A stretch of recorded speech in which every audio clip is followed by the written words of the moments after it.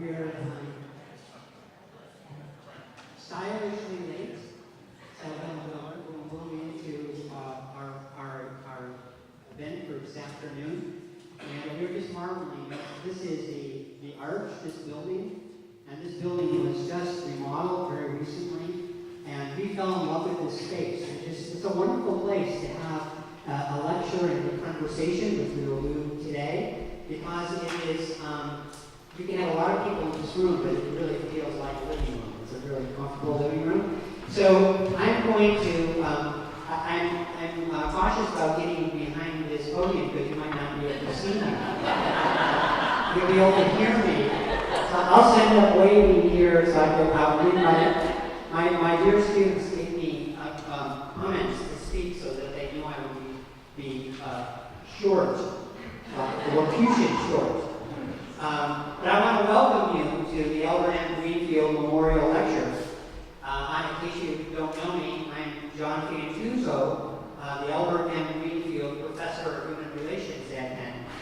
And I have the pleasure of directing this wonderful lecture series. This lecture series is sponsored by the Albert M. Greenfield Foundation. And the foundation is dedicated to the humanitarian vision of Mr. Greenfield, a vision of equal opportunity and respect for the rights of all. Mr. Greenfield was a great man and a historic leader in Philadelphia, and there's actually a wonderful book that we can direct you to if you'd like to learn more about him. We're very fortunate in the audience, actually, to have members of the Greenfield Foundation and family joining us, and I want to appropriately thank them for their kindness and generosity. The president of the foundation is Ms. Priscilla Luce. Priscilla? And Alden Greenfield and Wendy Greenfield, and Deborah Greenfield Deloro, who's here also. And then, not something who I think has been adopted by the family, is Ned Montgomery, and Ned is a board member of the Greenfield Foundation. Here today, in support of the Greenfield Lecture, is Penn JSE's new dean, Dr. Pamela Grossman. And I'd like to ask her if she would stand so we can give her a warm welcome. Pam, could you stand? And we wish you well in all the wonderful challenges that you have faced and will be facing. I would also like to acknowledge our incredibly, I don't see if they're actually in the room, my incredibly competent, very competent co-organizers of this event, Kristen Coe, Casey Henderson, and Benjamin Rumley. If you're in the room, could you stand? Okay, if you're not in the room, so anyone who's a faculty, there's Casey. Okay, Casey and Ben, you're back there. Anyone who has lived at all with faculty types know that to have smart, organized people will save you from any of the faculty fights. So it's good to see that this auditorium is filled today with leaders from Philadelphia, the surrounding region, and out of town. We've got some out-of-town visitors here for a special conference that will kick off tonight. And we have leaders actually representing pre-K to 12 education here. We have folks representing, I see James Moore, who's a wonderful servant leader in public services here in the city. And we have folks representing all different types of community and health organizations. We have philanthropy represented in our gathering, higher ed represented, and our future leaders are students. So if you're a student, could you stand?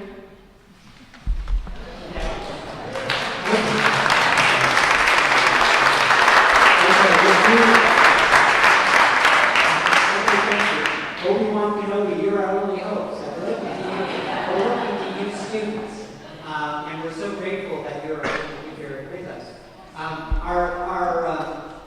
We are so fortunate to have with us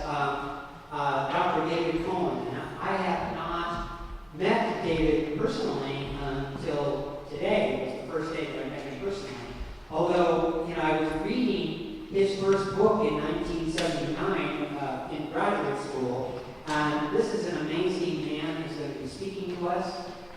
David, is he right? There he is. He's going to be speaking with us. You can see in the program his incredible credentials. His first book was Usable Knowledge in 1979, and his most recent book, Ordeals of Equality. From usable knowledge to ordeals of equality, this man has been a national voice for educational policy. And I'm very excited that he agreed. I think he agreed because my wonderful organizers reached out to him, and he loves students. He's a good mentor, and he responded to their appeal. So we're fortunate to have him here with us. And following the lecture, we're also blessed to have a group of regional educational leaders, and I might ask them to stand. They're going to be our respondents and discussants. We're going to have a facilitated conversation, and we have Dr. Wagner Harris. Could you stand, please? Dr. Harris is the acting interim superintendent at Lower Merion School District, and soon to be the superintendent of Cheltenham. Congratulations to you. And sitting next to him is a veteran superintendent, Joe Bruni from the William Penn School District. And then we have a veteran from Maryland and new to Philadelphia, Ms. Karen Lynch, who is the Chief of Services at the School District of Philadelphia. And all of these dear folks responded to one of our dear colleagues, Harris Sokolov. Harris is a partner with our facilitator, Chris Satulo. Chris is a vice president at WHYY, and he is in charge of civic engagement. So we're very fortunate to have him as our facilitator. You know about our definition of civic engagement. That means that folks are going to talk here on the stage, and then folks are going to talk out there because you're the civic, right? So we're going to be fully engaged. I asked, thought a little bit about David's title, and I actually was thinking a little bit about this title. He's going to draw our attention to really major issues in school reform. So we have, needless to say, significant issues and concerns about school reform. But I'm afraid that there are many folks who sort of enter into this space and into the contemporary debates about public education with a somewhat critical, negative spirit. Almost as if what is really being reflected is fear and mistrust. That sort of seeps its way into a lot of these debates about where is public education today. So that's not going to be our starting point. So I'm going to have to turn to one of my heroes who has really given me the wisdom of how we're going to start. Most of my real education has come west of 40th Street. I attend White Rock Baptist Church on 53rd and Chestnut Street. And as a deacon at White Rock, I've learned many things about West Philadelphia, many things about West Philadelphia's heroes. But I'm going to draw your attention to one, and that is Miss Victoria Copeland. She's one of my heroes, Miss Copeland. She has passed this year at the age of 103. And when I would visit her, as her deacon. Just an incredibly sharp attack. You would go and visit her, and you would be interrupting her making cookies for the neighborhood children, because they just totally adored Miss Copeland. They were always at her doorstep. And I had the opportunity of visiting with her, and as a deacon, I had to sort of be wise and comforting, and this dear soul just would look at me and let me be wise and comforting and profound. And then she would just grab me gently by the hand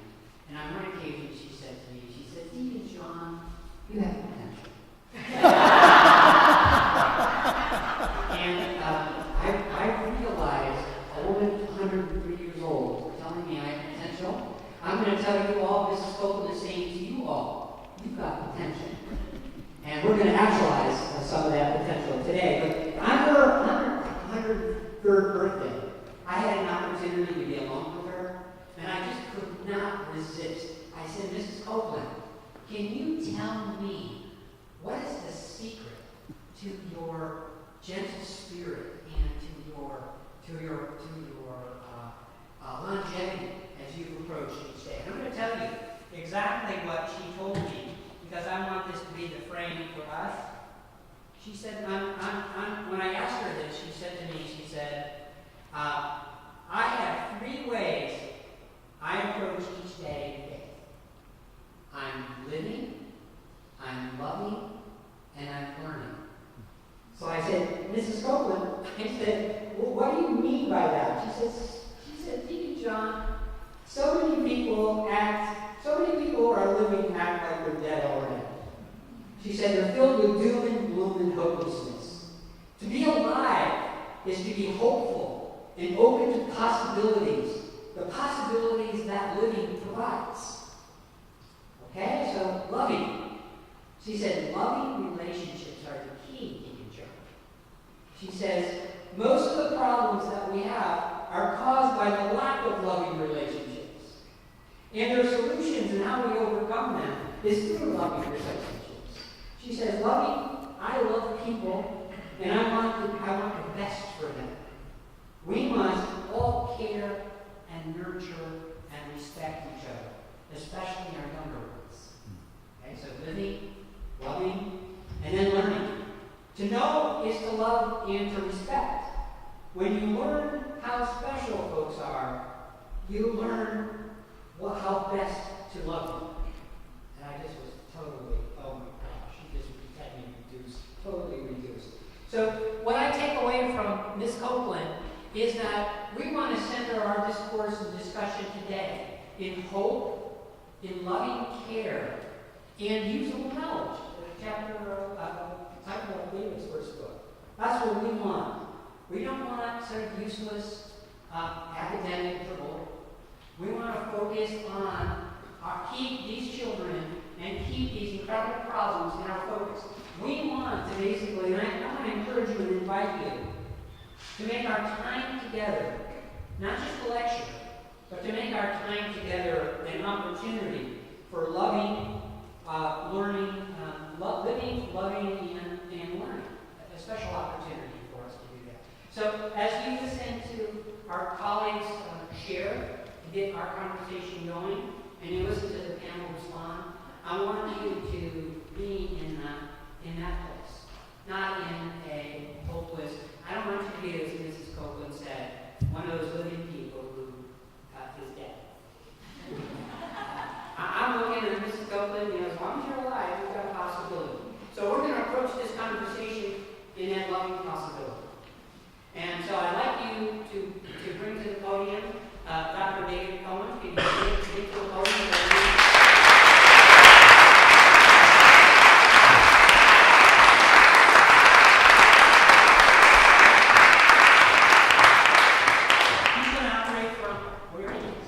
Am I live? Can you hear me? Good. I'll decline the podium if that's all right. Thank you, John. Thank you to Kristen and Ben and Casey for helping to get me here.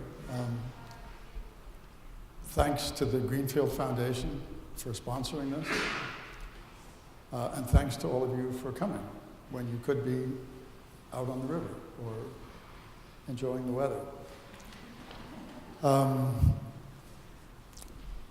John asked me to discuss school reform, inequality, and I will.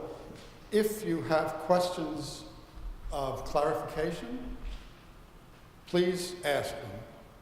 Don't worry about interrupting. If you have expressions of outrage or agreement, hold those. Reform means standards-based reform. the longest running episode of reform in our history. It began in the late 1980s with a paper that Mike Smith and Jennifer O'Day published.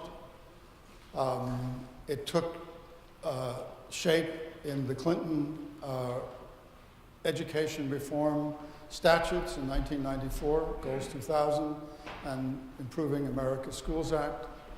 It was reshaped in 2001-2 by the much-hated No Child Left Behind statute, and it is being reinvented as we speak in the form of the Common Core state standards. It is, as I said, the longest running episode in school reform in our history, and it's not likely to go away. And some of the reasons why I think it's quite unlikely to go away, even though it may shapeshift as it has through these past almost 25 years. I'll begin with my conclusion and then try to help you to see how I got there. Standards-based reform is a deeply flawed and productive approach to the improvement of schooling. It has several fundamental structural defects, which I'll sketch. It's had very mixed effects, some quite negative, others constructive. But this is the framework in which we now live and work. My talk will unpack this conclusion in four chunks. First, what was it that was to be reformed?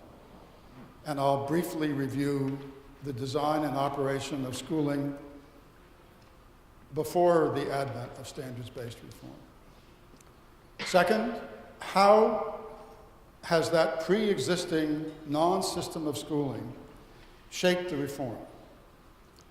That is to say, how does our educational past live on in various elements of this reform design?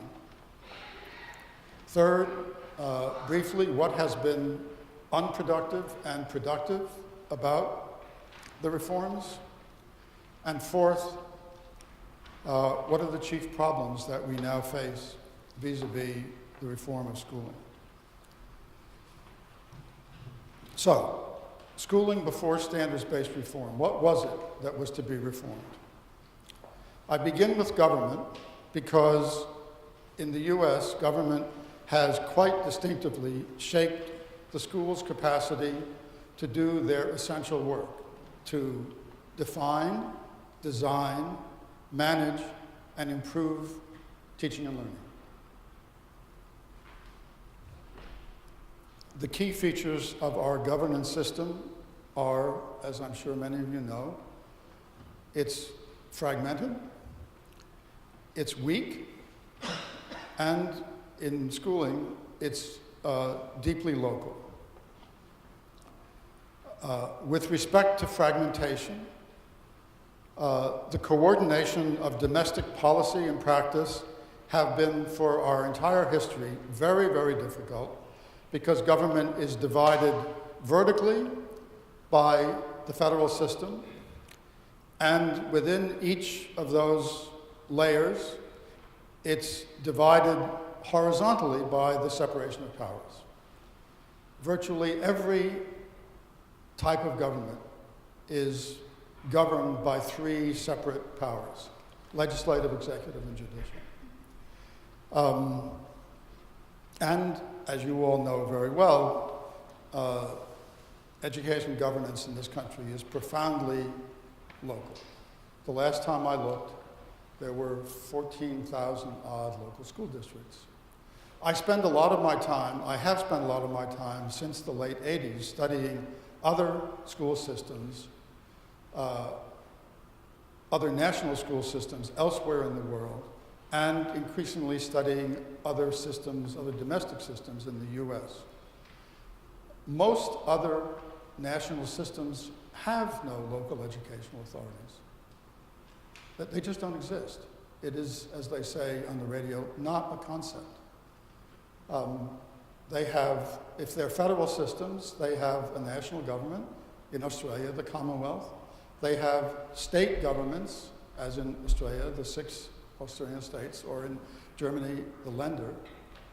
And then that's it, schools, which are organized and managed in federal systems like ours by the states. Our system is distinctive in that we have this fundamental unit of schooling called the local educational authority, which is in most cases governed by an elected board, which among the many other things it entails means that spending on local schools, which is still on average across the country about half local, will be decided by the people who will be elected by those people whose taxes will pay any increase in school operations. So there is an intense built-in relationship between voting operating levies and the wealth of communities. It exists nowhere else in the world. So when I say local, it means, just to begin with, all of those things and a lot more. Secondly, our government is weak by design. We have the only national government which was artfully crafted to protect citizens against what? Government.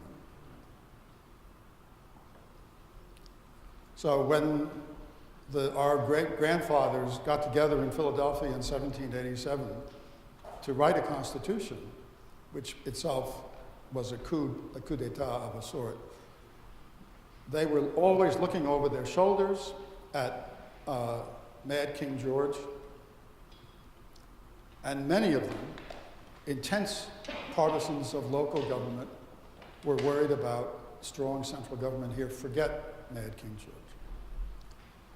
So many of the issues that are playing out today politically, with tensions between especially Tea Party types and more liberal politicians, were stitched into our political experience at the very beginning. They've never gone away. Because government has been weak by design, much of it has been outsourced to the private sector. Liberalism, for most of our history, up until the New Deal, with a brief exception for TR, for Theodore Roosevelt, liberalism meant Jefferson's great remark, that government is best which governs least, which is not what we mean by liberalism. We mean quite the contrary. So with respect to public education, this meant, among many other things, that the states, which are the fundamental unit of school governance in this country, not locales. Locales have no constitutional standing. The states outsourced most of the core social technology of schooling to private firms. Testing, it's done by private firms. Test design and operation is done by private firms. Curriculum, materials, media, the media of instruction, it's all been done, or almost all been done by private firms. Teacher education and quality control, there has been no quality control. I mean, to the extent that there was any quality control, it was delegated tacitly to LEAs. Teacher education and teaching were, in principle, regulated by the states. They punted to institutions of higher education, and again, for most of our history, they were regulated extremely weakly, extremely weakly.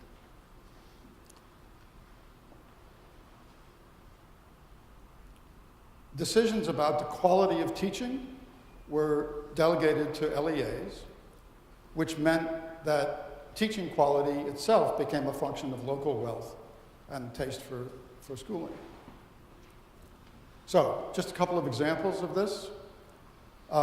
When my colleagues and I were doing research in the late 80s and early 90s on the first standards-based reform, the California standards reforms, we were studying mostly math and some ELA. California at that point was the 7th largest economy in the world. It had tens of thousands of teachers, hundreds of thousands of students, more than 1,000 local educational authorities. The state published a very ambitious proposal for the reform of math teaching. Guess how many people worked in the state education department to supervise this gargantuan effort? Any guesses? Oh, come on. 20? 25? What would you guess? 10? Sorry? 5. 3. Divide that by 2, and you got the answer. 1.5 professionals to assist LEAs with. So this tells you something about the capacity of these state agencies. California is one of the most progressive states. It has one of the best developed state departments of education. Around the same time, some of these same colleagues and I were doing research in Midwestern states on the implementation of reading reforms. And one of these gentlemen and I were working in a medium-sized Midwestern city. We were investigating reading programs and how they operated in schools. The system had, if I remember correctly, 41 elementary schools. Guess how many reading programs they had?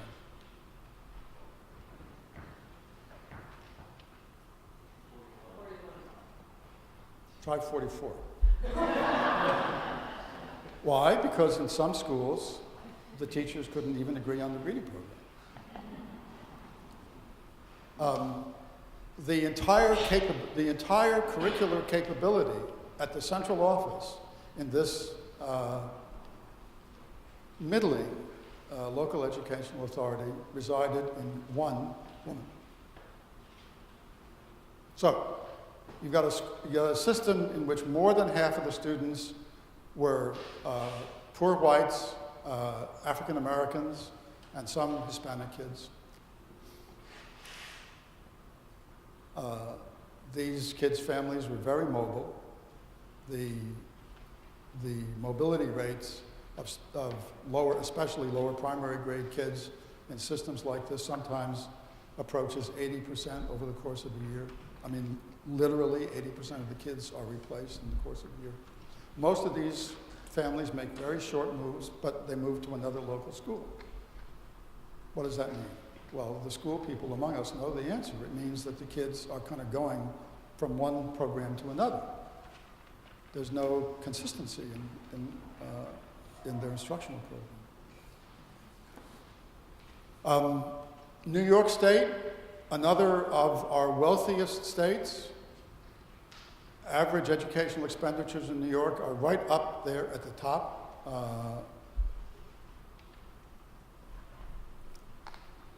Just before and after World War II, as our modern systems were taking final shape, the state of New York had many times more people on staff to deal with administration and finance than it did to deal with teaching, teacher education, teaching quality, and teacher certification.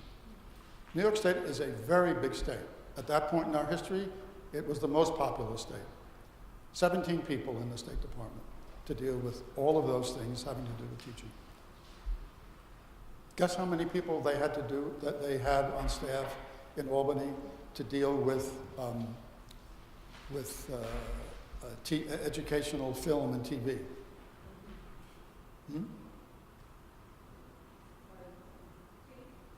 Sorry? Speak up. 17, exactly the same number as dealt with this entire complex of issues about teaching. And that ratio between administration, finance, and other such things on the one hand, and teaching quality, teacher education on the other, holds for almost every other state. And it still holds. In a non-system like this, how do we achieve coordination? How do we try to manage some version of consistency across schools, districts, states? Well, we don't do it through government because of the design of government.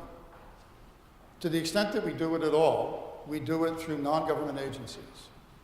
The National Association of Secondary School Principals establishes standards for what it means to qualify as a principal. The National Council of Teachers of Mathematics writes standards for mathematics teaching and curriculum. And on and on and on. I'm sure that many of you are familiar with all these organizations. It's an ingenious adaptation to a system of fragmented and weak government. And it does bring some coherence to the non-system, but none of these authorities, none of these non-governmental authorities have any serious influence, except as they can exercise it within the occupations that they represent. So if you look at what's happened to the late 80s National Council of Teachers of Mathematics standards for teaching and curriculum in schools, it's hard to find a trace.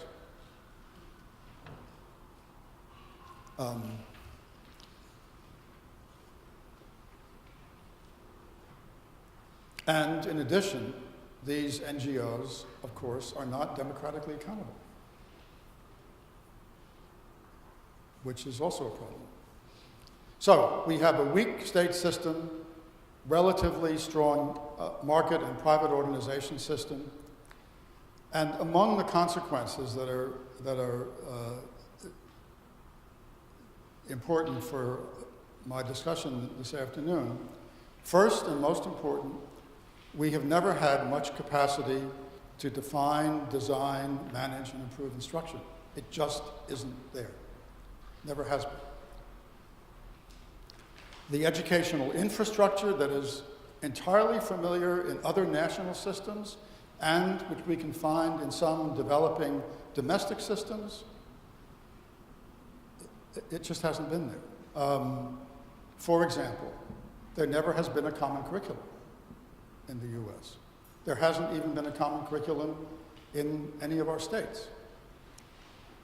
So, given the absence of a common curriculum, given the absence of any agreement on what is to be learned and taught, what's the assignment of teacher education?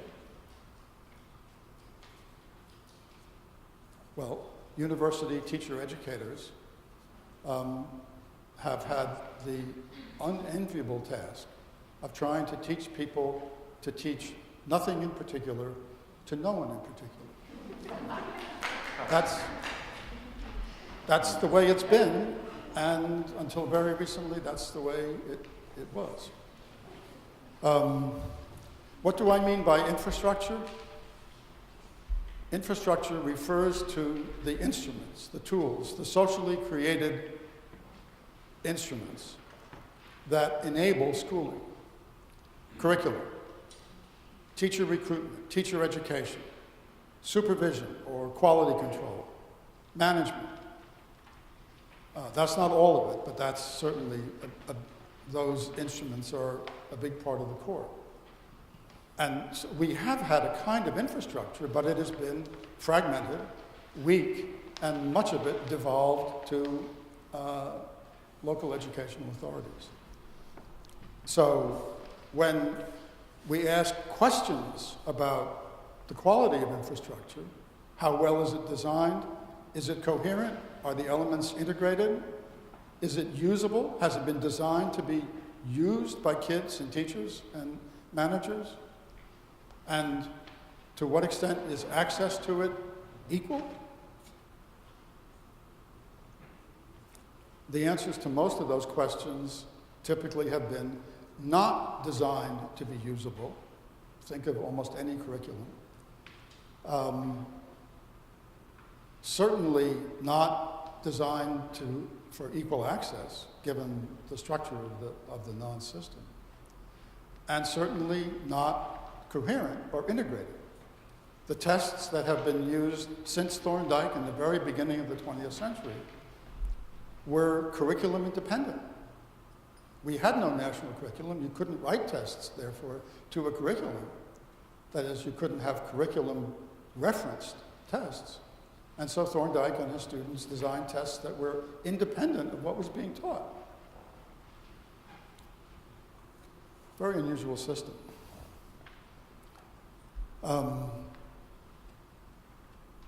Some more effects of the governance system.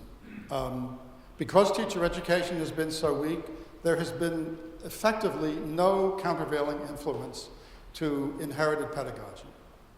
One reason that teaching yesterday resembled teaching 3 decades before, and 6 decades before that, and 3 decades before that, is that there was no teacher education, no strong teacher education that persuaded intending teachers that teaching could be something different than what they experienced as students in the K-12 system, which was very didactic, very teacher-centered, and for the most part not oriented to helping kids to actually understand what they were being asked to learn.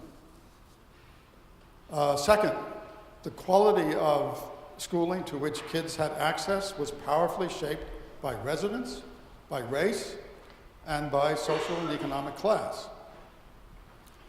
In part, those relationships were a consequence of our slave system and of Jim Crow, slavery by another name. In part, they were an expression of individuals' choice. But mostly, those patterns of segregation by race and class were the result of public policy, the result of federal policies in finance, in transportation, in banking, in housing, of state policies and local policies, all of which actively supported racial segregation. And so when we read about Ferguson and Baltimore, we are reading about the effects of state and federal policy. A story that most Americans don't have an inkling of. Compared with other systems in the world, ours is incredibly unequal. Most other systems fund schools equally. And many of them fund them unequally, with more money going to schools that enroll disadvantaged kids.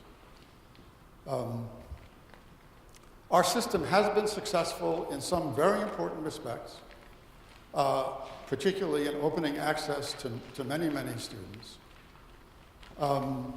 But governance, the way governance has played out in this country has meant that access has been powerfully influenced by these factors that I just mentioned.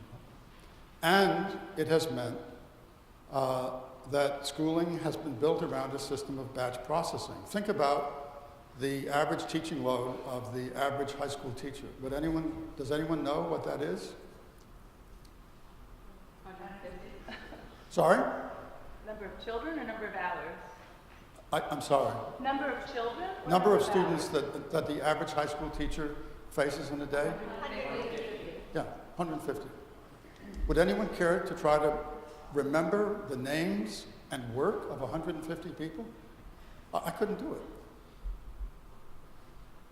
So the only way that most high school teachers can cope is to work out systems of batch processing. Schooling is a cottage industry. When you do it well, it's very intimate work, as John was saying. We've organized a system that makes it maximally difficult to do that intimate work. Second, how this inherited system has shaped the reforms. First and most important, these reforms are built around a system that has very weak capacity to manage instruction. That is to say, to change curriculum, to improve teacher education, and so on. The role of local control in American politics and political mythology has meant for most of our history that any politician who tried to mess with that was putting his foot on a political third rail, or taking a trip to Death Valley. No one wants to go to Death Valley. Consequently, when in the late 70s and early 80s of the 20th century, when the relatively weak performance of American students in international perspective became an issue, reformers tried to design reforms that would work in the absence of these capabilities to improve instruction. So, what did that mean? Well, standards-based reform consists of three key instruments.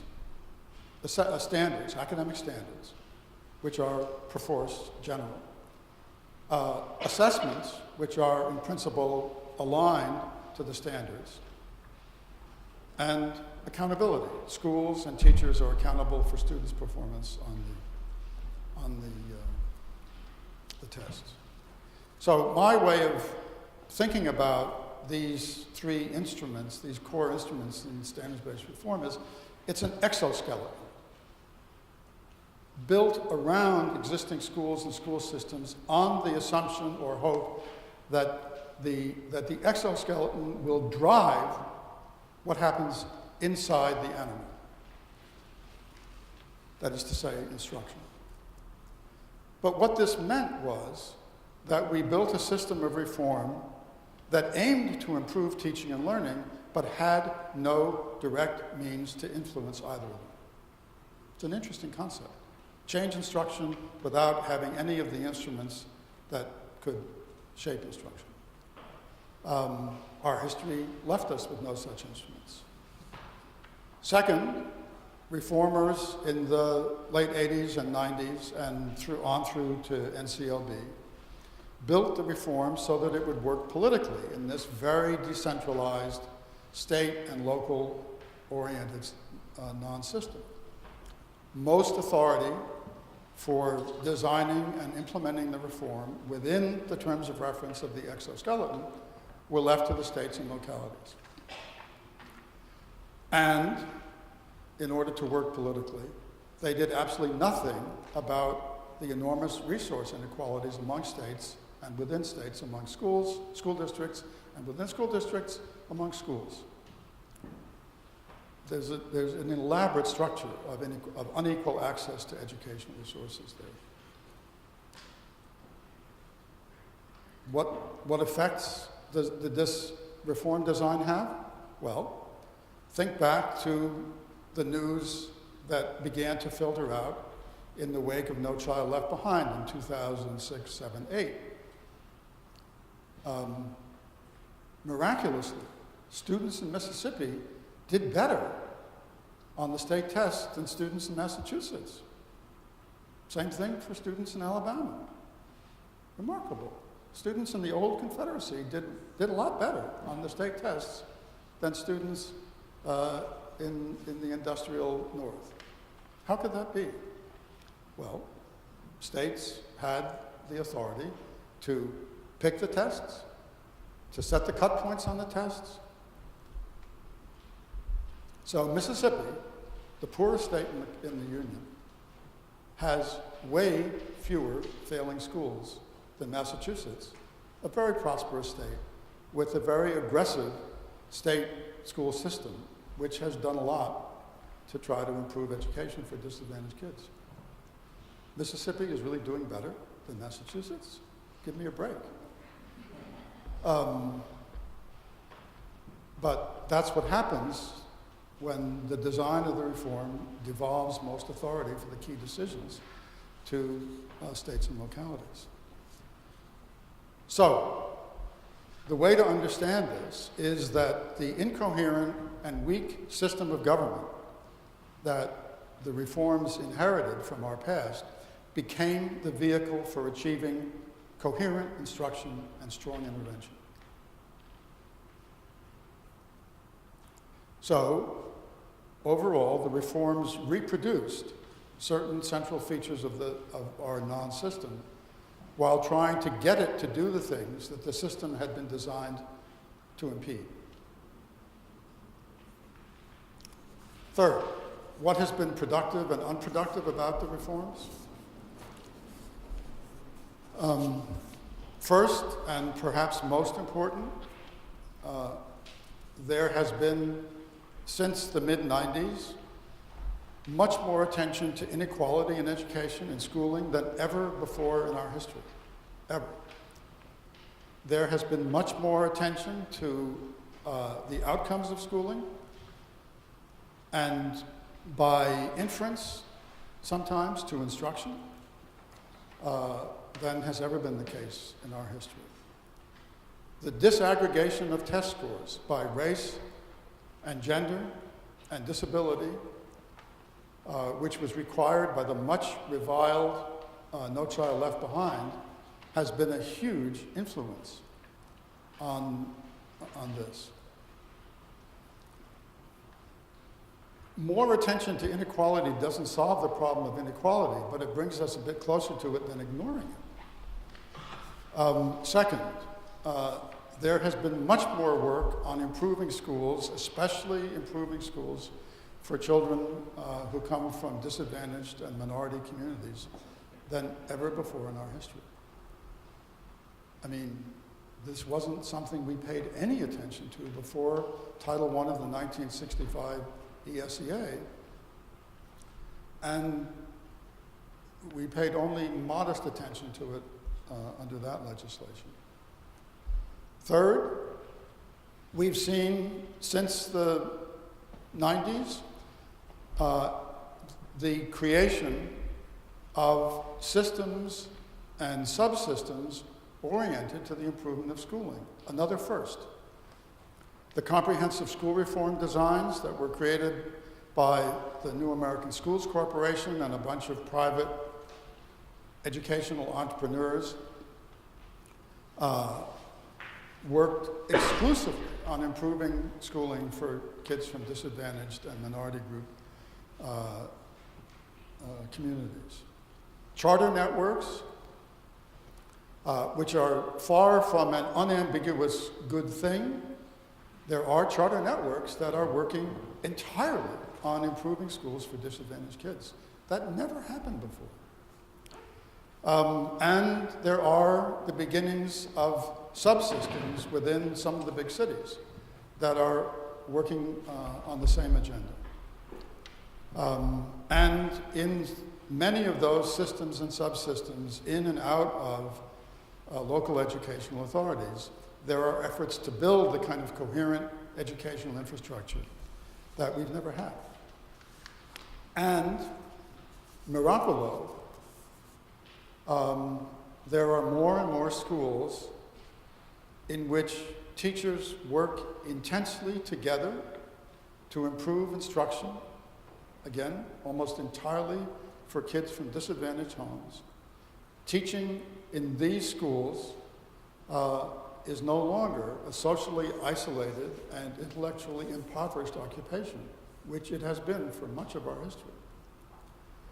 So, these are very significant changes. They are still at the outer margins of the system. But as I look at them with my historian's eye, they're quite significant. And none of it would have happened were it not for standards-based reform. But all of these productive things have been framed and influenced by the history out of which they were created. And now I will say nothing that is not familiar to many of you. There's way too much emphasis on testing. Most of the tests are not even good tests. So quite a few of the new charter systems and some of the urban subsystems strain at very narrow targets. What most of them offer is a real improvement on what most black and brown kids had available to them in the 1980s. I mean, I stood in classrooms in high poverty elementary schools in cities about as far as I'm from Pan, and had the teacher tell me in a normal tone of voice that these kids, all of you, can't learn very much. The kids could hear. That was not so unusual. The reforms have done very little to build infrastructure. It's been built mostly in these alternative systems and subsystems. Teacher education, with a few exceptions, continues to be a weak enterprise. We have no system in the large for monitoring quality, let alone improving instruction. And the reform movement lacks a well thought out strategy for improvement. Like, for example, just to pick something really obvious, why not begin with early education and move up?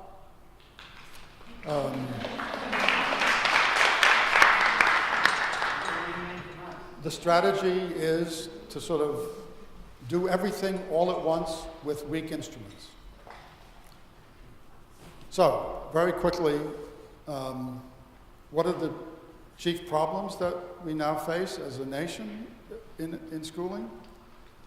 At the top of my list is the absence of strong social policies in employment, housing, social welfare, maternal and child health, early education, and income inequality. The absence of strong social policies that would do a lot to reduce inequality in K-12 schools. As standards-based reform has ramped up, our social welfare programs have been cut back. So schools now are the chief instrument for social policy in a society that is increasingly unequal. That's beyond crazy. And my saying these things and writing about them will have little effect. The only thing that will turn the United States around on this is a mass movement.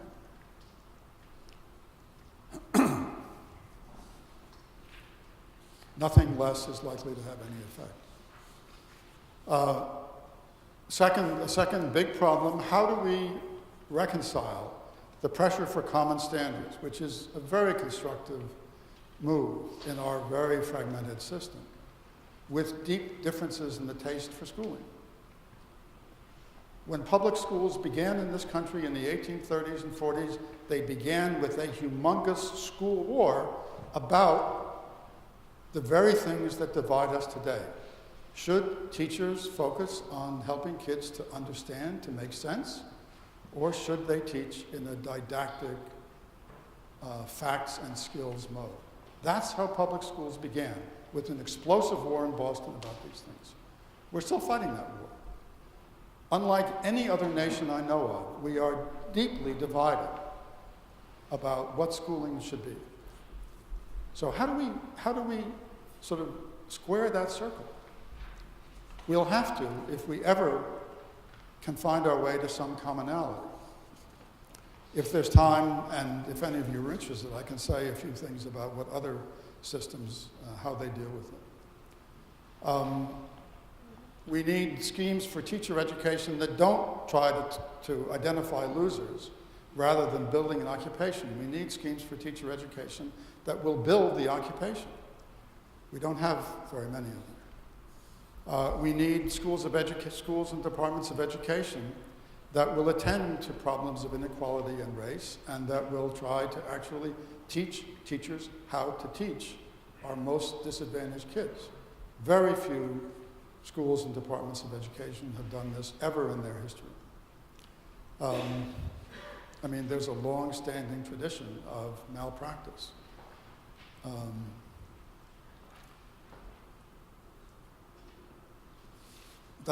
I could go on about problems, but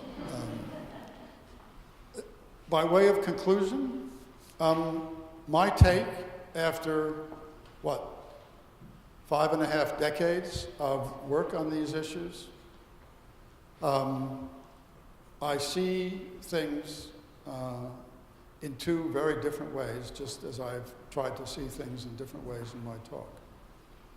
If we consider the problems that we face from the perspective of where we need to be, we have a very long road ahead.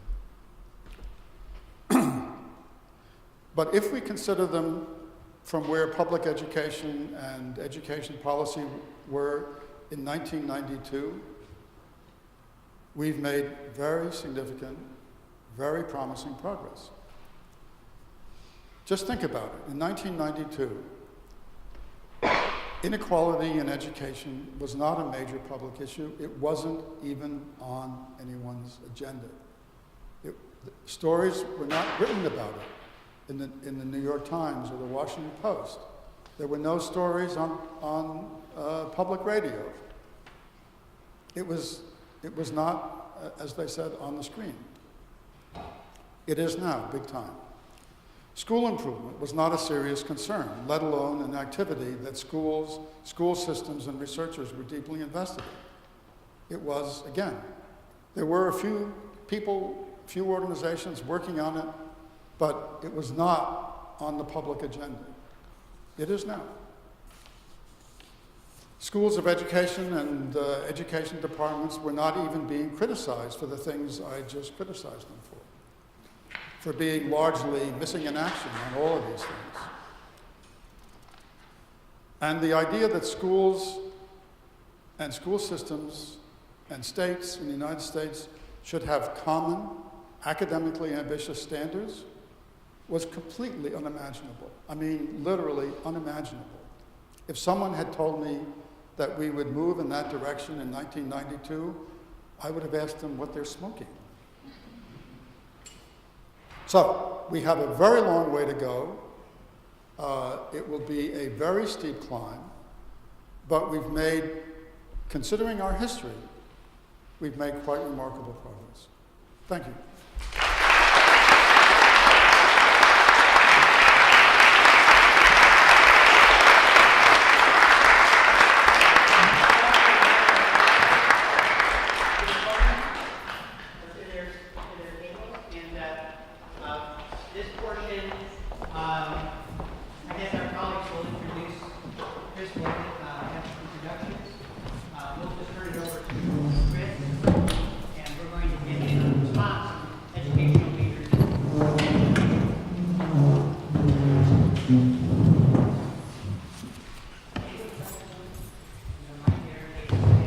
Looks real comfortable right there. Hi,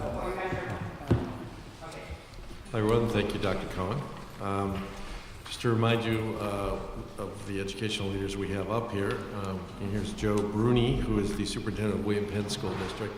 For those of you who don't know the local geography, I'm going to risk a thumbnail description of the school districts we have. Our William Penn would be inner ring suburbs, somewhat landlocked, somewhat resource challenged, working class. Would that be a fair description? We have Karen Lynch, who's the Chief of Student Services at the School District of Philadelphia. I don't know if I have to go in depth on the Philadelphia School District. It's a never-ending carnival of school reform and tax policy discussion. And Dr. Wagner Harris, who's the acting superintendent of the Lower Merion School District, which I think would qualify as, I know they hate this word, but an affluent suburban school district. But going to Cheltenham, which is, for a very long time, an inner ring suburban school district, very much middle class, but also for many years has been a focal point of a lot of discussion about differential results for children of color and other children. It's been a long-term challenge in Cheltenham that they've worked on very hard. So a lot of the things that were mentioned in the talk sort of come up naturally in the day-to-day working lives of the three folks up here with me. So let me just throw out to you a very general opening question. As you heard the talk, what was one moment where you were going, oh yes, that is exactly my life, well put, and what was one moment where you're thinking, that doesn't quite conform to my experience? Dr. Bruno? Thank you, Dr. Cohen. I had a few moments there listening to you. The thing that's made the difference is the accountability, the assessment programs that are in place. You cannot compare the students in William Penn School District and expect them to be at a level of the students in Lower Merion. All of academic success from my perch is based on the income level of the family. And William Penn is at the bottom of that heap. We've been labeled a failing school district. When you segregate communities and leave them where they are, students don't have access to all of the resources because of finances and because of home life as a student in Lower Merion would have. There's the difference, and that's why all of a sudden people are talking about schools again, because they have this data. One size fits all. Everybody's supposed to achieve at the same level. It doesn't matter where you come from. And I say, if you're coming out of Claire Huxtable's house, you're going to do okay. If you're coming out of Roseanne's house and running up the streets of my school district, dysfunction is the word at a high level. We have to be prepared for that. Spend a lot of time with that before we ever get to the academic piece. That's right on target. The Common Core, I go back a little bit further. I've been in the business since 1964, but why Johnny Can't Read started it, that conversation in the 50s, and then A Nation at Risk during President Reagan's time. All of the common national curriculum, all of that discussion was held at that time, and now it's morphed into the Common Core, and it's not so common, the Common Core. Pennsylvania has created its own Pennsylvania Core, which is a diversion from the National Common Core. I think all the states are going to start doing that, and then there are states that are backing out away from it. Governor Christie just said yesterday or the day before that he's not interested in the Common Core for New Jersey anymore. So it's convoluted, it continues to be, and students are being ignored. We have the information. What are we going to do about it? You know, if you're coming from a home and the roof is leaking, and you come to school and the roof is still leaking, we have an issue here. If you don't have a computer at home and you come to school and you still don't have a computer, we have a problem. So the school districts like William Penn, inequity exists at a high level, and funding is a big issue. We have a lawsuit right now with the state of Pennsylvania. The Education Law Center has taken us on as one of the litigants here to try to reform funding in Pennsylvania. And that's one step, but improving instruction, dealing with adverse childhood experiences, all of that goes on in William Penn School District. And not too far away is Lower Merion. And it's a different kind of experience there. So there it is in a nutshell. So we're probably not back to where we were. Many of these circumstances have existed, but now because of the emphasis on testing, getting the results, people are saying and talking about what are we going to do about this in schools. And we're still struggling, more so than ever, now that all of this is out there. To have your children labeled as failures at 5 years old and spend 13 years being labeled as failures, and for the state elected officials to now define what determines a diploma. Talk about local control. School boards used to do that, not now.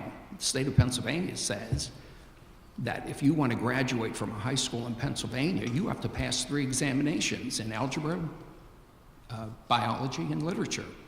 If you don't pass just one of them, you do not get a diploma. What are people waiting for? When does the revolution begin? Totally unfair. And also remember, there will be students in Lower Merion that won't be getting diplomas also. That will be most interesting. Thanks. Just quickly, looking at the average age of most of the folks out there, does anyone need any further information about the 1980s sitcom references we just had? The Claire Huxtable on, okay, you're good. Yeah, Rosa. I didn't say June Cleaver because I knew that wasn't going anywhere. So, Karen Lynch, what, as you were listening, had you going, yes, and anything that had you going, I'm not so sure? Well, I have to agree with Dr. Cohen's discussions regarding inequity. Inequity between states, inequity between school districts, communities, and even within school districts, inequity between schools.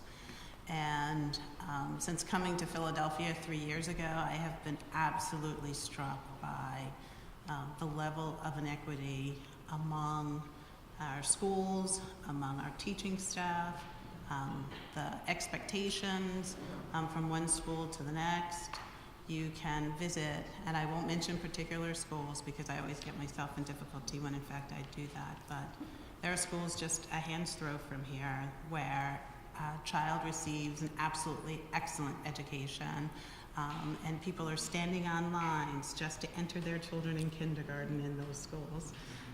And then there are schools in our district where we can't get great teachers to come, and we can't keep great teachers, and we can't even fill empty vacant teacher positions, and we can't even get substitute teachers to come. So the inequity across our city, across our school district, across our state, and across our country. I agree with you, and I agree with the comments that you made, and I shook my head when you spoke. I think probably where I might disagree, and not disagree so much, but thought, here's an opportunity, would be the relationships that I think are forming and existing from school districts to states, state representatives, and even organizations of higher learning. Our opportunity, as I sit with the superintendent and he sits with the presidents of higher level universities within the city of Philadelphia and has the opportunity to talk about what education is going to look like and who is going to graduate schools of higher learning and how those individuals are going to come to work in the Philadelphia School District and establishing pipelines and programs and supporting schools. I just think it's one of the fundamental things that has filled the gap that is left when education reform doesn't do what we expect it to do. And as we sit here today, I know that there are people who are engaged in that relationship, people who have the opportunity while going to graduate school to actually have the experience inside of a classroom, inside of a school, and see the issues that children are experiencing every day that only improve their concept and their understanding so that when they're actually in that classroom, they know what it is when children have experienced trauma and children are hungry and children are without proper clothing to go to school, or people or engaged in activities within their families that are dysfunctional or traumatic and difficult. And so while education reform has not been successful in so many ways, and while our children are not receiving the same opportunities and the same resources across the board, what we are managing to do is improve our relationship, the development of better policies and procedures so that at least we're looking at the problem, as you said, looking at the problem, talking about the problem in a way that we did not do before, and hopefully making some difference and some improvement for children every day. Thank you. Wagner Harris. Sure, thank you. When it comes to these conversations around equity, access, and opportunity, No one ever feels sorry for Lower Merion School District. I think a couple months ago, recently, when Arnie Duncan came to Philadelphia and was talking about the inequalities, specifically the entire state of Pennsylvania being dead last, and the comments, right down the street there are students with silver spoons in their mouths. I know which district he was referring to when he made that statement. We are very fortunate because of our zip code. And that's a fundamental flaw in the system. There are many things that resonated with me throughout the short presentation.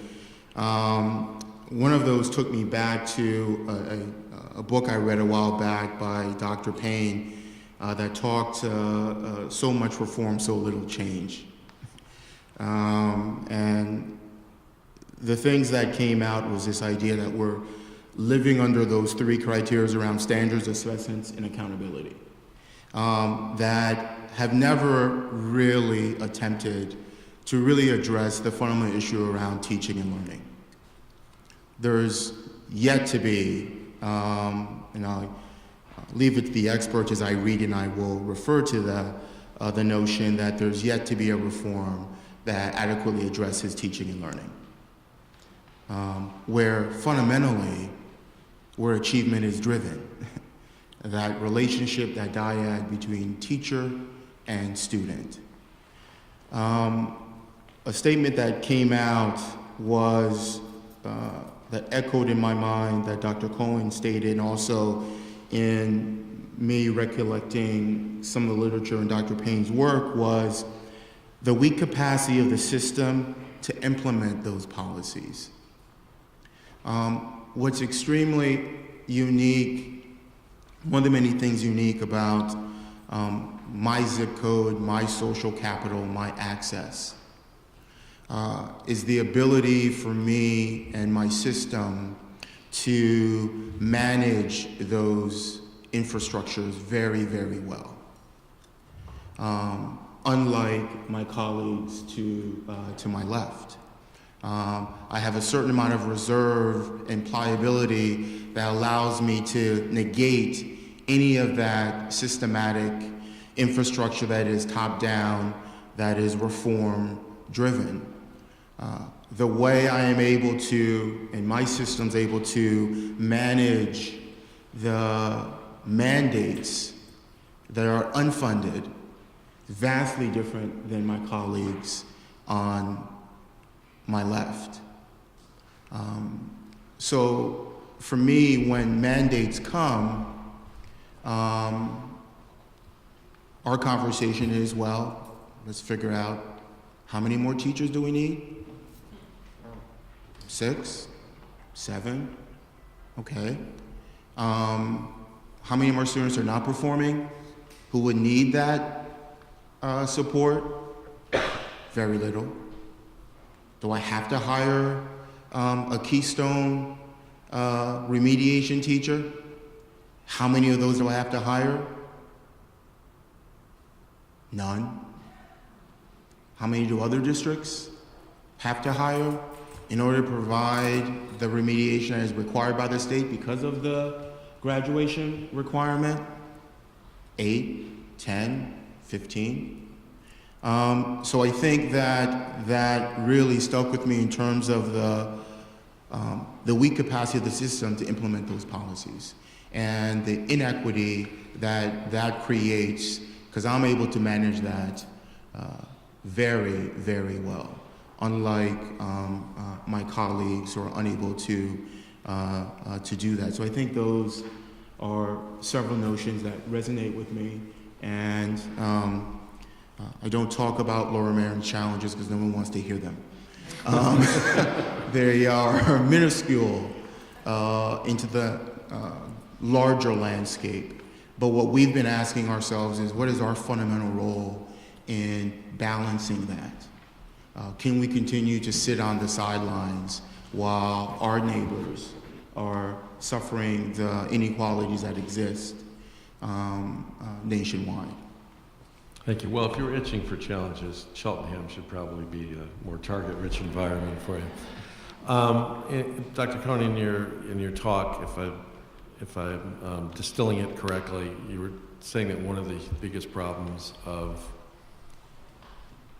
the sort of reform regime that began with No Child Left Behind is that it expects improvements without having a theory or a practical application of how the improvement should occur, nor does it have any system providing resources for the improvement.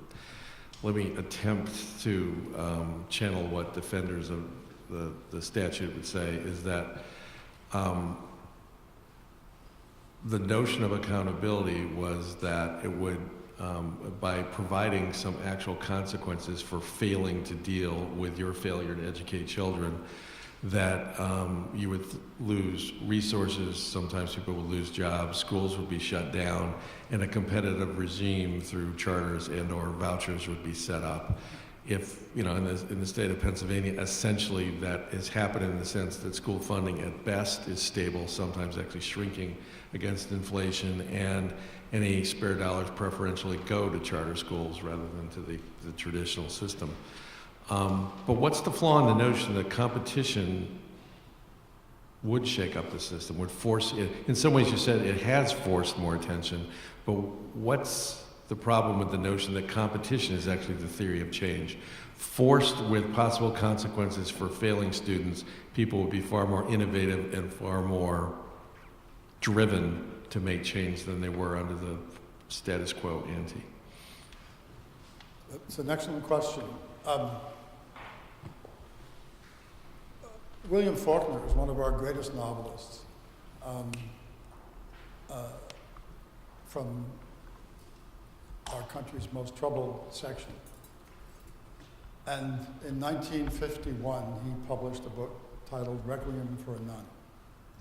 And in that book, he has one of the characters, I forget which one, to utter the following line. The past is not dead. It isn't even past.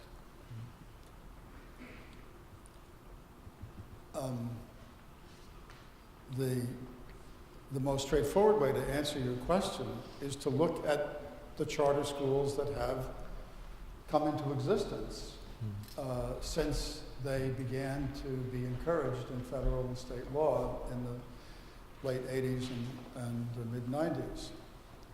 There have been a bunch of reports on charter schools, and most of them agree on one thing, that with a few important exceptions, most charter schools are entirely uninnovative. That if you park yourself in charter school classrooms, what you see is the kind of teaching and learning that you see in most other places. So there is competition, there is room for innovation, but if what we carry around in our minds and sets of skills is teaching and learning as we know it, as we know them, then given the pressure of competition, given the opportunities to innovate, we will. We'll reinvent what we know how to do. And that's what happens in most charter schools. Now, parents are intensely loyal to those schools. For the most part, they really like them. They're small. They are much more intimate than many.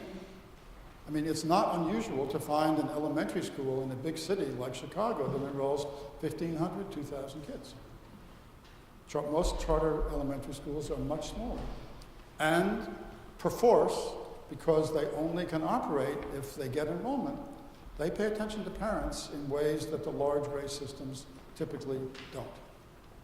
So there is an important innovation there, and there's also a large area of important non-innovation.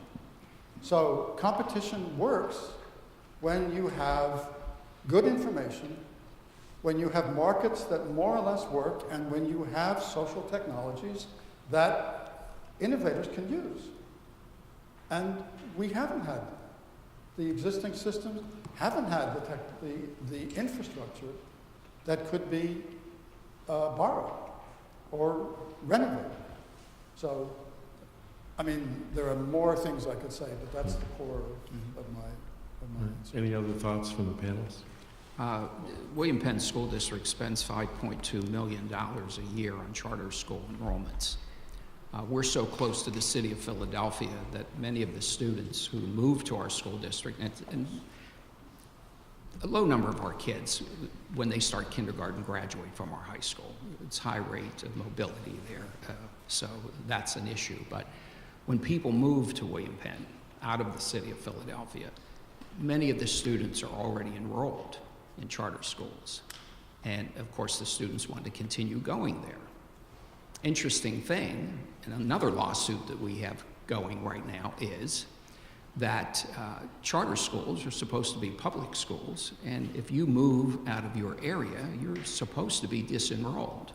Now, you can reapply if you want to, but in the city of Philadelphia, they have waiting lists a mile long. So if you move to William Penn and you're not disenrolled from your high school, and you come to my school district, you would have to reapply. You would not get into those charter schools. And an interesting thing about the charters, maybe we're up to 20 other high schools.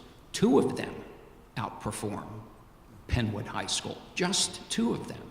So that's an issue. And that's par for the national course. Yes, and none of the cyber schools, not one of them in the state of Pennsylvania, has met the state requirement. Not one. So this is a huge problem. And the only question they need to ask on the SAT is just one. How much money do your parents make? That's all. They don't need to ask any other questions on that test. Because Delaware County, which there are 15 school districts where we exist, they run from the wealthiest, Wagner, to the poorest, which is Chester Upland, and William Penn's right in the middle, but right down the line, depending on the financial base of the school district, all of the test scores come out in line. They're lined up according to the wealth of the community. So we have all of those answers. Do we need to test our children more and more? Readiness for what? Readiness for kindergarten? Are you kidding me? Are we ready for kindergarten is what the question should be. Not are they ready for the school. Ready for career, ready for college. Let's get past all that conversation. And the thing that really sticks with me, it's all about social policy. Until housing opportunities change and transportation improves and employment opportunities improve, the communities of William Penn don't have a chance. So there it is, and that drives it. The school reflects the society in which it's located, and that's the only way you're going to look at that. So people talk about one-on-one initiatives in wealthy school districts where every kid gets an iPad.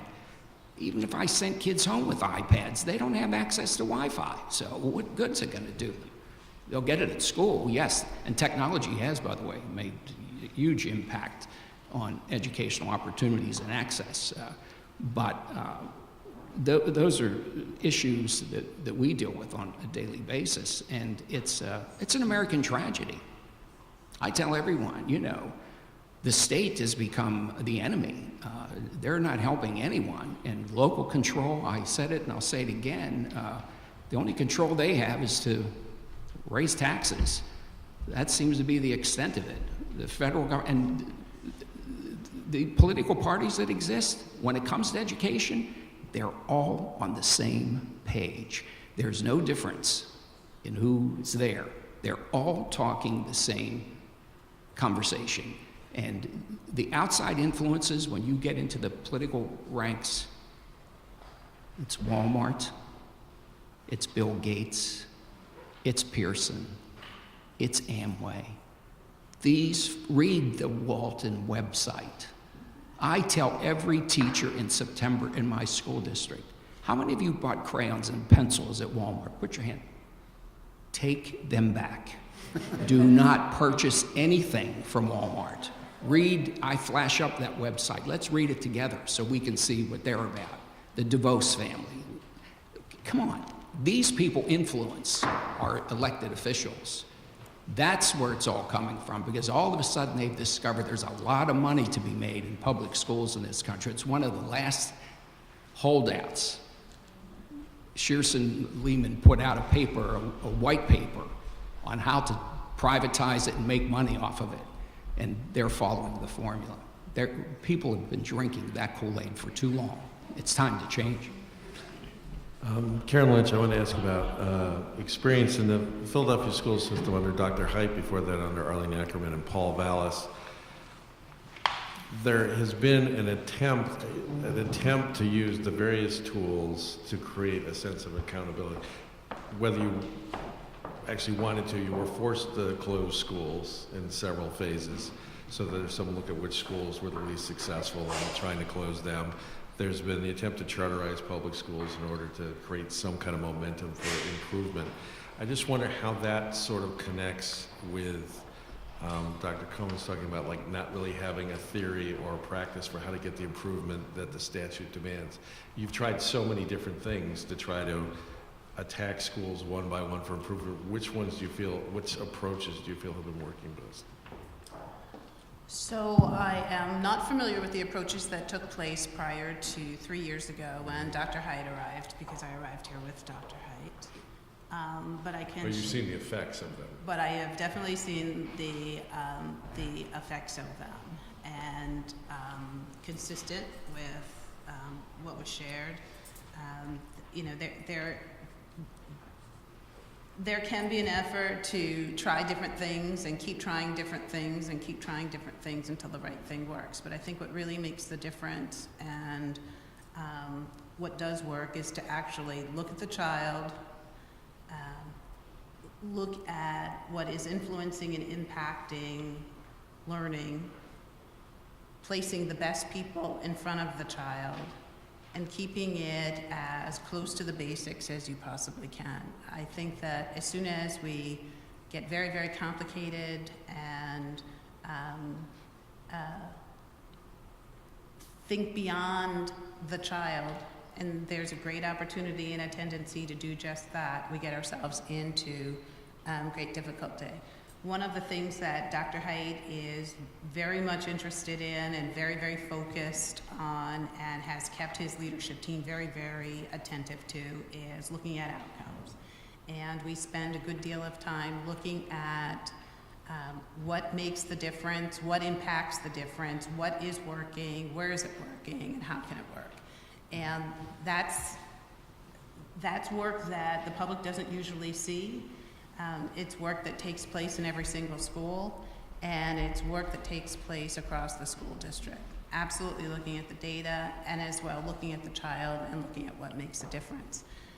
I can tell you from administration to administration, there probably is a good deal of change, but what has really made the difference for us, particularly new to Philadelphia and learning Philadelphia at the same time as we are working to try and improve schools and improve the outcomes for students, is really being focused on the child and being focused on the data and the data outcomes. Going back about 30, maybe 40 years, there's a very famous billboard on the Schuylkill Expressway. And it said, "Philadelphia isn't as bad as Philadelphians say it is." So my question to the panel is teacher instruction in the colleges and universities of the United States as bad as David Cohen just said it was? From your point of view as the customers of that teacher instruction hiring people. No. Simply stated. You know, we're very fortunate because we have a tremendous brand. And that brand affords us the opportunity to recruit and retain some of the best teachers across the country. When systems are unequal, individuals will find where they can go to get that equality. And for those who can do it, they will access it.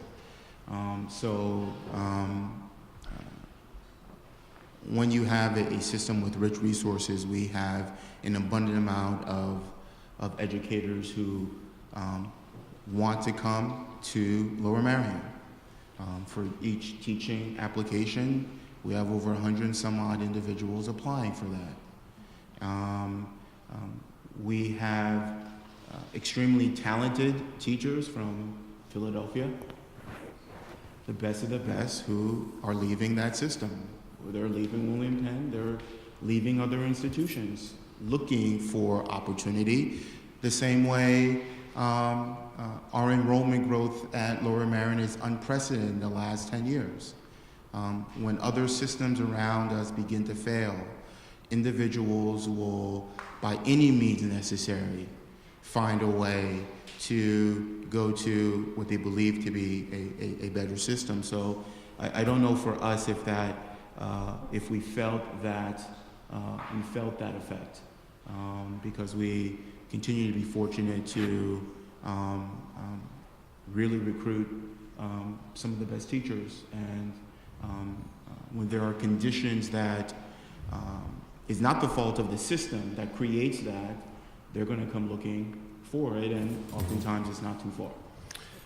How about at the other end of the resource spectrum? Well, there's another sign. If you ever ride the train to New York, it says, Trenton makes, the world takes. There you go. William Penn makes, the school districts take. And we don't have teachers, we have heroes and champions. It's a difference. When you work in a William Penn school district, you are very attuned to the needs of children. You buy them shoes and coats and do whatever you need to do. You buy them supplies if you have to. Same thing goes on in Philadelphia, too.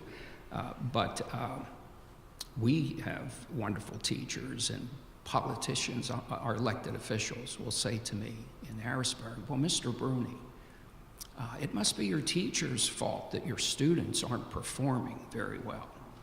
And I say, all right, I'll send my teachers to Lower Merion for a year, and they can send all of their teachers to me. And let's do that little experiment, and let's see who's doing a better job.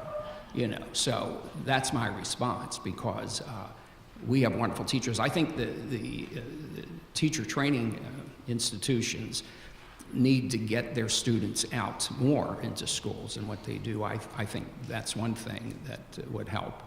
And right now, I need an algebra teacher teaching math in my kindergarten. It's really gone to that extent now. You know, we have 15 minutes of recess for elementary school children because they have to be tutored and they have to get extra instruction. We have to give them extended learning opportunities. Give me a break. When does common sense ever get into the equation? So we pay a price. Our teachers pay a price on many levels. But those that stay with William Penn School District because they want to be there, and they're there because they love the children that they work with, they get a huge amount of satisfaction, obviously, from doing that. And they revel in every celebration that we can have when our kids succeed.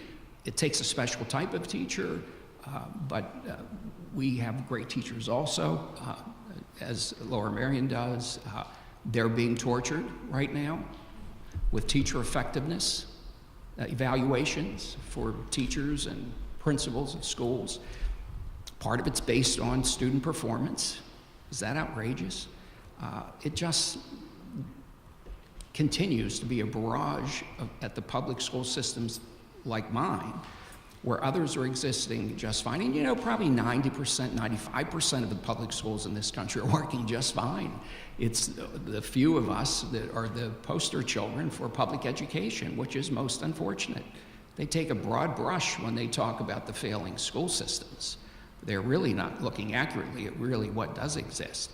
That's most unfortunate, but I could go on with my sermon, but I'll pass it on. I would quickly answer no.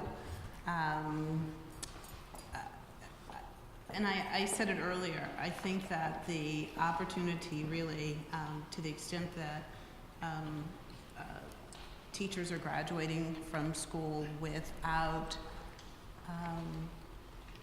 the resources or the experience or the skills that they might need. Here in Philadelphia, there's just this tremendous opportunity to sit down with the leaders of the schools of higher learning that are educating our teachers and say, you know, this is the direction we need to move in moving forward.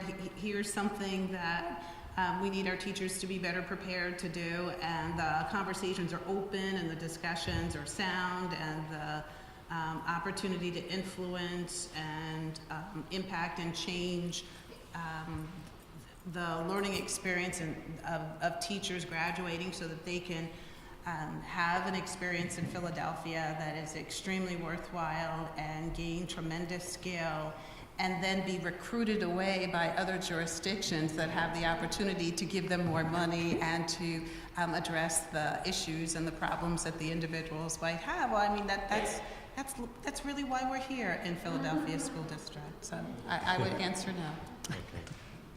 Dr. Cohen, if we return to that topic, could you put some more detail or sketch in some more detail on this dissatisfaction you had with the job that's being done of teacher instruction at the university level? What are the failings in your view?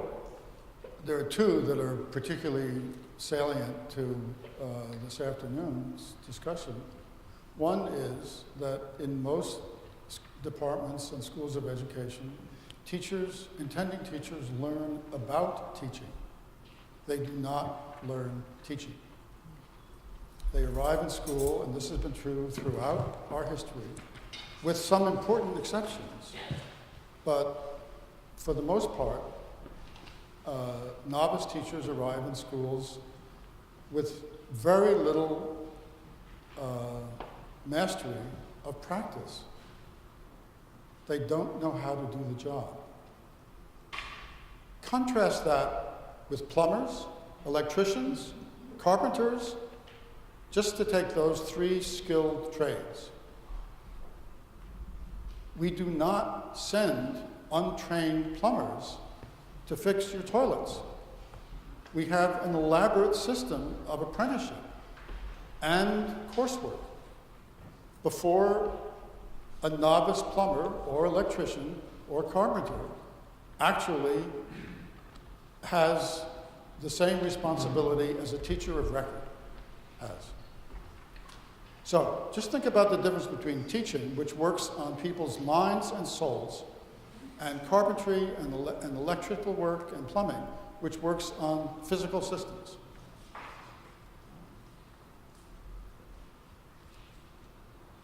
Of course, there are very able people who make it through this non-education system and learn to teach either on their own or with the help of a few skilled, caring colleagues. Of course. And there are a few teacher education programs that do take teaching seriously. But most don't, never have. Second, and even more distressing, is that very few of these programs even attempt to train teachers to work in our most difficult schools. They don't attempt to recruit such people. They don't devise teacher training that would help them to learn how to work in the sorts of schools that Karen Lynch has been talking about, or that Mr. Bruni's been talking about. So those are two fundamental failings. We do a much worse job on training teachers than we do on training plumbers. Come on. Of course, able people wind up in Lower Merion, and in Newton North, and in Winnetka, and Shaker Heights, Ohio. Lots of able people go into teaching, and they get sorted out pretty much as the panelists have described. Very little of it has to do with the sort of teacher education that goes on in universities. Yeah, thank you. Lifetime as a journalist had trained me to respect deadlines, and I have received the sign that our time is up for this. So let me turn it back over to John Van Dusen.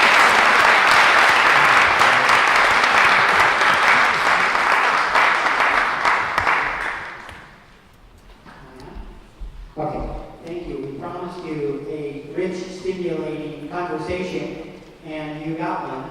And we don't have all the calculus worked out yet. But I think our colleagues have really uncovered some of these incredibly important tensions. I think that the contrast that David is talking about for you zoologists in our midst, you have the exoskeleton, okay? That exoskeleton is what's inside.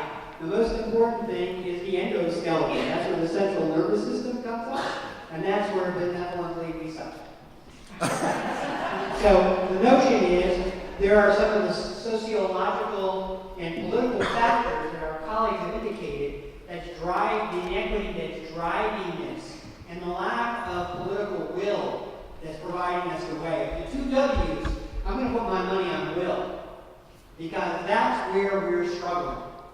And the other place where we're struggling is an understanding of our children. Their children, we take care of our children. So we have a real problem with an understanding of who our children are. And having been for over 26 years in a school of education, I guess I'm going to have to agree with you in reference to we really lack a really clear focus, a theory of change. And that's the endoskeleton. So we have dear souls come to our school. They're wonderfully smart, brilliant people who take 10 courses and have teacher experiences. But are they prepared to handle the gargantuan challenges faced? And are the schools that they go to have enough of a we that's experienced people will take them under their wings before they burn out? So these are huge things that we're wrestling with, and our colleagues surface many of these very, very important pieces for us. And that's really rich for us. It's wasted on us if we aren't interacting with that. And one of the tyrannies of the urgent less time is that we really don't have a real chance for an integrated discussion here and dialogue. But I do feel that you guys, you look around the room here, is there anyone you know in this room? So take a look at people that you know in this room, because we're going to continue this dialogue through our relationships and through our dialogues with each other. Because there's nothing more important. There's nothing more important.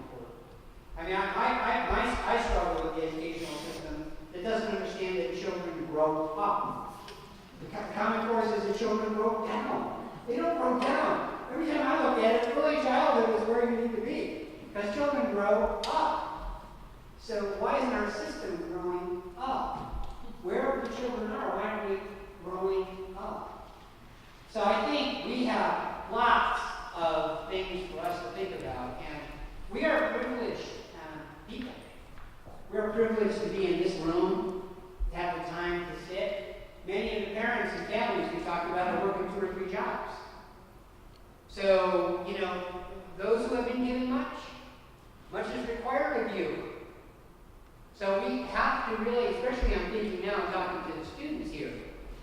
Boy, oh boy, if this doesn't give you a kick in the butt, I don't think anything else will. So you've got to be our future. And taking on these challenges have to be, we need you to grab a hold of these challenges. I want to very much thank you for being a wonderful audience. We don't have time for a rich discussion right now because of our time, but I want to deeply thank Dr. Coleman for bringing us where he brought us where he's troubled. That's what scholars do. They brood and they wrestle with things. And that's what this very, very smart, thoughtful man did. He shared with us his reflections and struggles and wrestling with these ideas. And our dear colleagues who are like, oh my gosh, they have 20 million things. I think I was talking to Joe, and he has a 13-hour day. So they sacrifice their time to come and share with us in communication. I would like to ask you if you would just return their gratitude and tell them how much you appreciate what they shared with you.